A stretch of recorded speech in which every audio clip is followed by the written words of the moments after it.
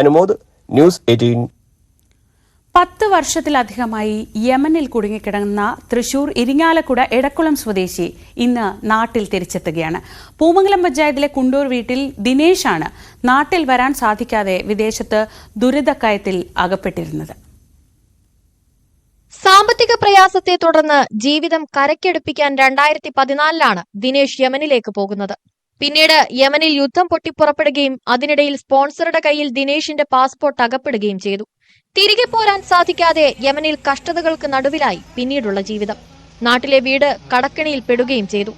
ഭാര്യ അനിതയുടെയും കുടുംബത്തിന്റെയും ജീവിതവും കണ്ണീർ കടലായി. ദിനേശിനെ തിരികെ എത്തിക്കാൻ കുടുംബവും കുടുംബ സുഹൃത്തുക്കളും നിരവധി പേരെ കാണുകയും അപേക്ഷകൾ സമർപ്പിക്കുകയും ചെയ്തിരുന്നുവെങ്കിലും ഫലമുണ്ടായില്ല. ഇതിനിടെയാണ് വിഷയം നാട്ടുകാരനും പൊതുപ്രവർത്തകനുമായ വിപിൻ പാറമേക്കാട്ടിലിന് മുന്നിലേക്ക് ഉണ്ണി പൂമംഗലം എന്ന വ്യക്തി മുഖേന എത്തുന്നത്. ഇതോടെ ഇന്ത്യൻ എംബസിയുമായും പ്രധാനമന്ത്രിയുടെ ഓഫീസുമായും വിപിൻ നടത്തിയ ഇടപെടലുകൾക്കൊപ്പം വലിയ തുക വിടുതൽ പ്രവർത്തനങ്ങൾക്കായി യമനിലേക്ക് അയച്ചു നൽകുകയും ചെയ്തു.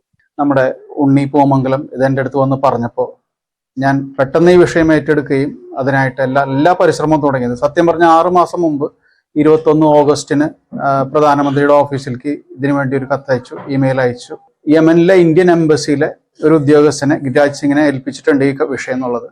പക്ഷെ അത് അദ്ദേഹത്തിനെ കൊടുത്ത നമ്പറിൽ കോൺടാക്ട് ചെയ്യാൻ നമുക്ക് സാധിച്ചില്ല. അങ്ങനെ വീണ്ടും യമനിലുള്ള മറ്റു മലയാളി സുഹൃത്തുക്കളായിട്ട് നമ്മൾ എംബസിയിൽ പോയി. അവിടെ എത്തിയപ്പോൾ അവർ പറഞ്ഞു ഇങ്ങനെ ഒരു സന്ദേശം വന്നിട്ടുണ്ടായിരുന്നു. പിന്നെ അതിന്റെ ഫോളോ അപ്പിനായിട്ട് ഒരുപാട് സഹായിച്ചത് ഷിജു ജോസഫ് എന്ന് പറഞ്ഞ ഒരു വ്യക്തിയാണ് കോട്ടയത്തുള്ളത്. അദ്ദേഹം സഹായിച്ചു. അതിനുശേഷം അത് സൗദി വഴിയാണ് എമർജൻസി പാസ്പോർട്ടും കാര്യങ്ങളൊക്കെ നമ്മളെടുത്തു. അതിനുവേണ്ടി നമ്മളെ സഹായിച്ചത് നിമിഷപ്രിയ കേസിലൊക്കെ വളരെയധികം ഇടപെട്ട ശ്രീ സാമുവൽ ജെറോമാണ്. അദ്ദേഹത്തിനെയും ഈ അവസരത്തിൽ ഞാൻ ഓർക്കുന്നു, നന്ദി പറയുന്നു. ഇന്ത്യൻ എംബസിയുടെ ഭാഗത്ത് നിന്ന് സഹായം ഉണ്ടായി.